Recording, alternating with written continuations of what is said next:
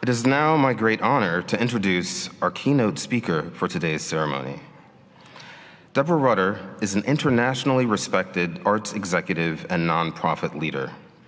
Beginning her career at the Los Angeles Philharmonic, Deborah went on to lead such esteemed cultural institutions as the Los Angeles Chamber Orchestra, Seattle Symphony, and the Chicago Symphony Orchestra. During her time at the Chicago Symphony, she was responsible for securing Riccardo Muti as music director, establishing a robust community engagement program, expanding the orchestra's digital presence, and launching the Citizen Musician Initiative with Yo-Yo Ma. Most recently, she served as the first female president of the John F. Kennedy Center for the Performing Arts in Washington, D.C., where she led a period of transformative growth. At the Kennedy Center, she expanded the institution's artistic and educational programming across genres and audiences. She developed an exploration of arts and well-being in collaboration with the National Institutes of Health and the National Endowment for the Arts. She also established the Hip Hop Cultural Council to deepen public knowledge of the genre. Most notably, she led the planning and all aspects of the Kennedy Center's first physical expansion, known as the Reach, to accommodate an increased number of festivals and community initiatives, and to allow the public an opportunity to observe the creative processes of the Kennedy Center's various programs. She serves on the boards of Vital Voices and the American Academy of Arts and Sciences. A graduate of Stanford University and the University of Southern California, she is also the recipient of honorary doctorates from the American University and Duke University. This is not her first time speaking to a group of Bienen graduates. Deborah actually spoke at a previous convocation several years ago while she was still leading the Chicago Symphony. However, I think we will all benefit from hearing her insights at this particular moment in time. Please join me in welcoming to the podium Deborah Rutter.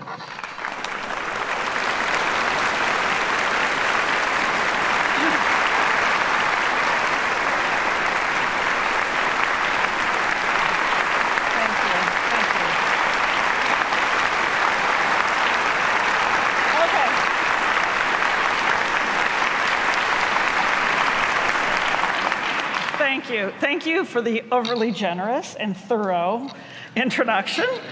And thank you all for the warm welcome. It is very special to be here for so many reasons. Many are because I have friends sitting here and I have friends sitting here. And a few decades ago, my husband received his master's here at the Bienen School. And he came here specifically because of the faculty, and it changed his life, and to some degree, it has changed mine as well. So it is very, very meaningful for me to be here. And I appreciate the invitation that came after February 12th, which was an expression I perceive as one of affection and a little bit of request to hear what I thought. So here we go. But it's great to be here, and as I said to Jonathan when I came in, I think I've only ever entered Pick-Staiger from the back, not from the lobby, so it was nice to be there. So if you will forgive me, I will speak mostly to the folks in purple here, but I think there is something for all of us to think about in this, because we've all dedicated ourselves to the arts and specifically here to music. So you are the newest, finest graduates of this extraordinary school.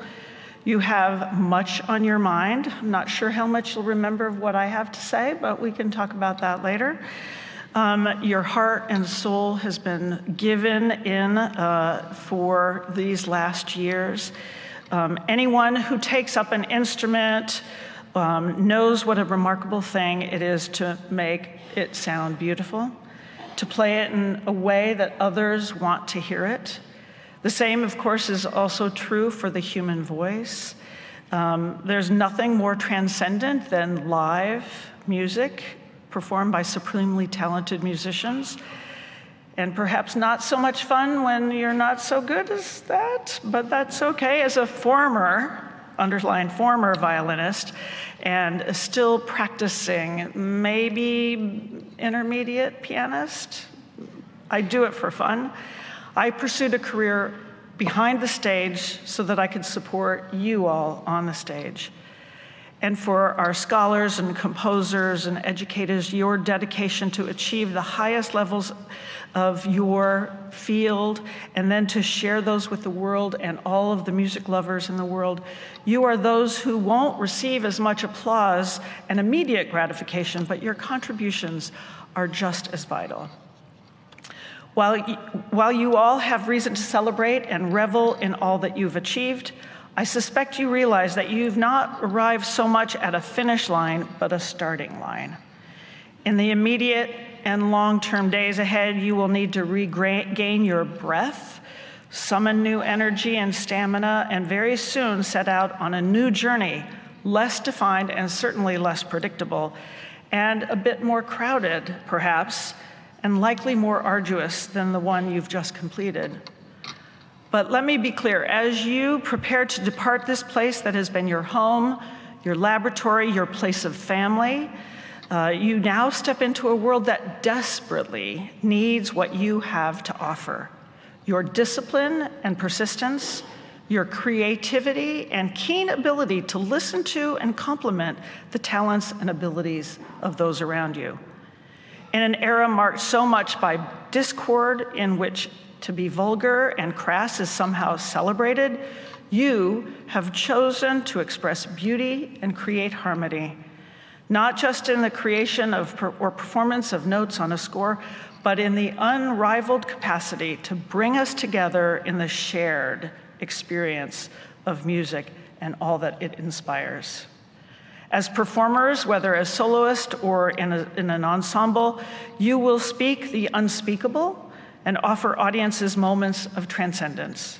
As teachers, you will awaken creativity and confidence in those who have entrusted their talent and inspiration to your guidance. As a composer, you will harness your inner thought and imagination to encourage others to do the same. In all these roles, you will witness transformation, often quiet and gradual, but always profound and life-defining.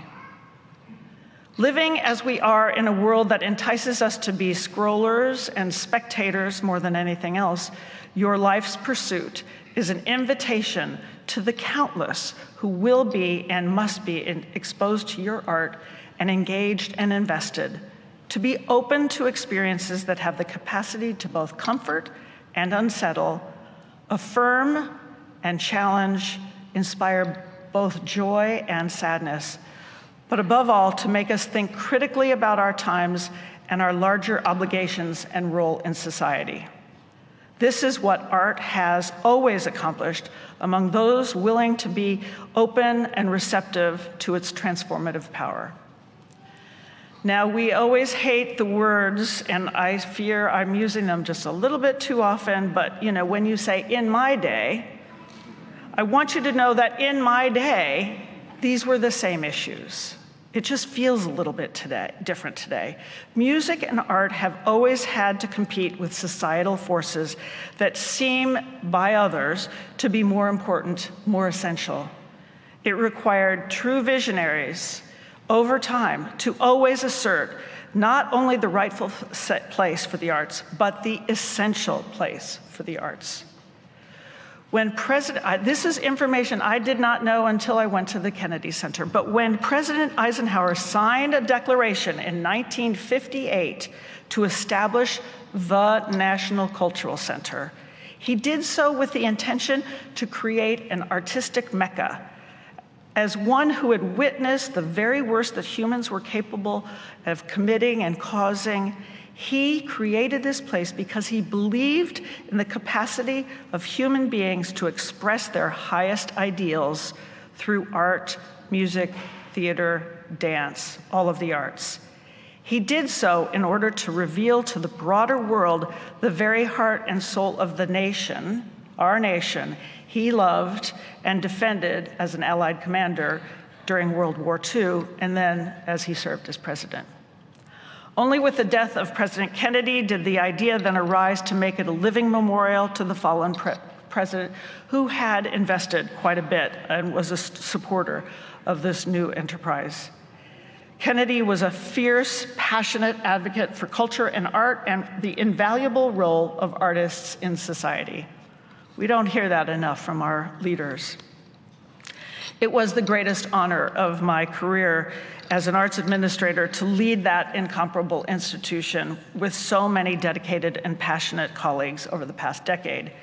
It was the best job imaginable simply because it was our mission to facilitate transformative experiences for millions of patrons who visited and attended the 2,000 performances produced annually at the Kennedy Center.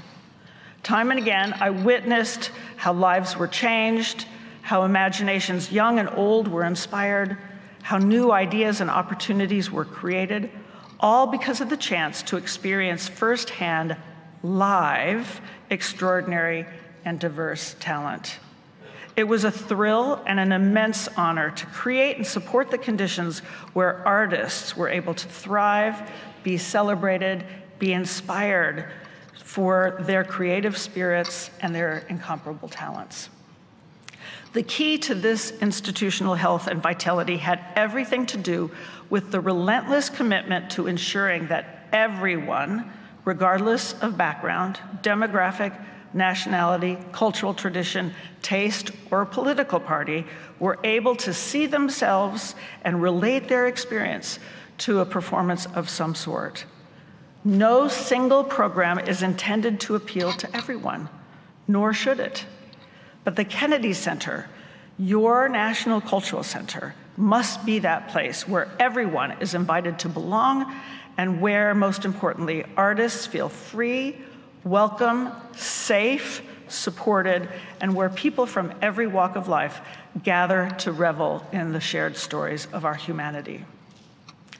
I feel the need to remind everyone of this, not for a he said, she said kind of exercise, but because this is core to the mission of that institution for the last 54 years, and it must also be a part of your guide as you move forward with your own career, as you work to express your innermost artistic motions. Whether you are a performer, a teacher, a composer, or a lowly artistic administrator.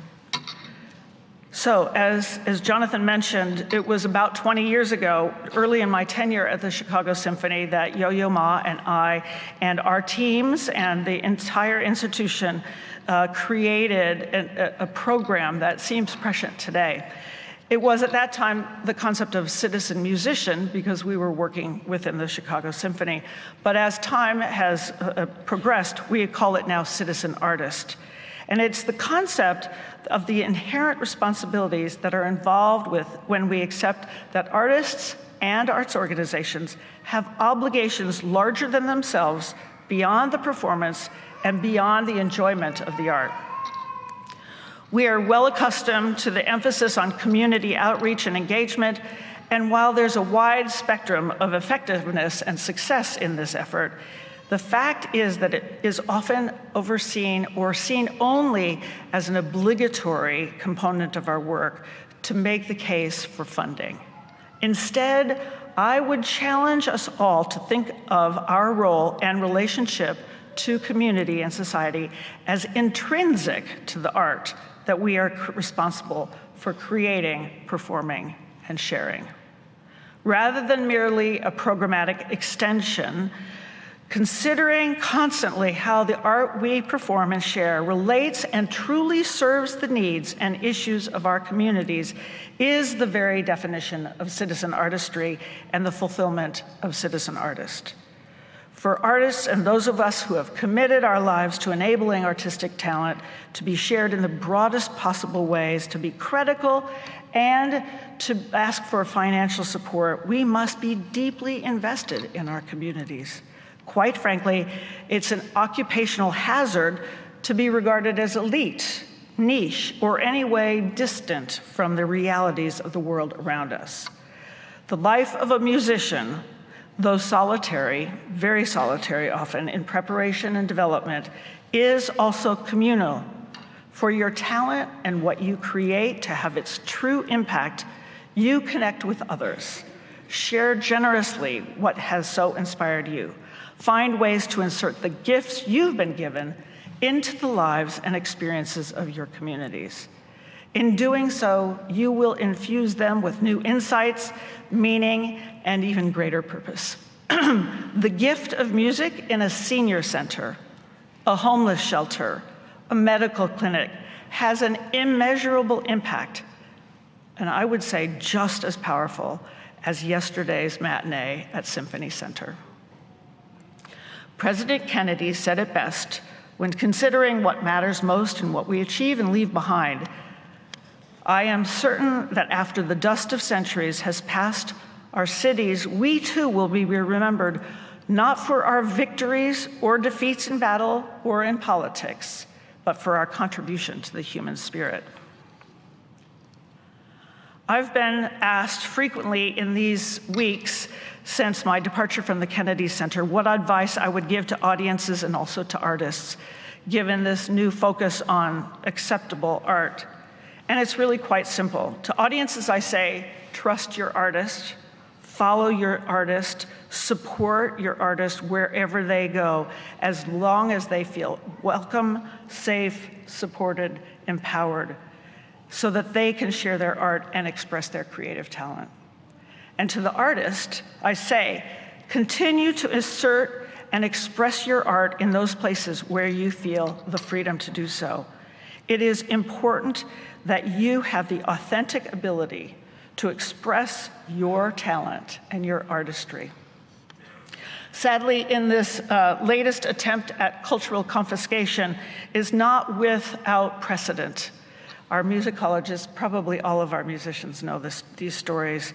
History abounds with examples of leaders who claim to be the sole arbiter of true cultural expression and what was considered to be counter to nationalistic identity and partisan interests. Untold artists, writers, and intellectuals have been denounced, persecuted, or exiled for what was regarded as degenerate art, bourgeois decadence. Artistic expression has always reflected the realities of its time. The events, forces, and ideologies that define a given age for better or worse. But when political ideology seeks to limit that same free expression, the harm is incalculable and society's march towards its higher ideals and purpose is slowed. Time, as we have seen, has a way of righting egregious wrongs, and fortunately for us, artistic talent is typically granted in a similar proportion to personal courage. The assertion by any government or entity that it alone maintains its prerogative to determine what is acceptable artistic expression and in the best interests of its people, culturally and otherwise, is ultimately an exercise in futility. The artist will always prevail. The artist will always create, always enlighten, always reshape our perspectives, how we see the world and our role in it. Challenging our assumptions, attitudes, cultural bias, and even at times, whole societal movements. Quite simply, the artist holds a mirror to who we are as a people and a nation and compels us to do and be better. So this, dear graduates, is your mission, assuming you've accepted it. Though the traditions you've immersed yourselves in over the past several years are centuries old, you now have the possibility to define the future of music and performance art. I encourage you to innovate, experiment, expand the canon, teach differently, and always perform courageously while making space for others. You are not just the inheritors of a tradition, but the authors of a new one. I have no doubt that you will make the concert hall more inclusive. You will teach with new insight and empathy, perform and inspire with authenticity, and lead with transformative vision. Finally, when you encounter frustration and failure, when the repetition of scales and syllabi, the hustle of gigs and grading, and the loneliness of composition begin to take their toll, never lose your capacity to rediscover joy. I can now share with you my personal experience of the last months. No one ever really anticipates any form of public dismissal. I'm not sure my termination from the Kennedy Center would be considered a failure, but certainly it was a major and very public setback. A rebuke, whether fair or not, still stings and pushes you to a dark place of questioning and reconsideration.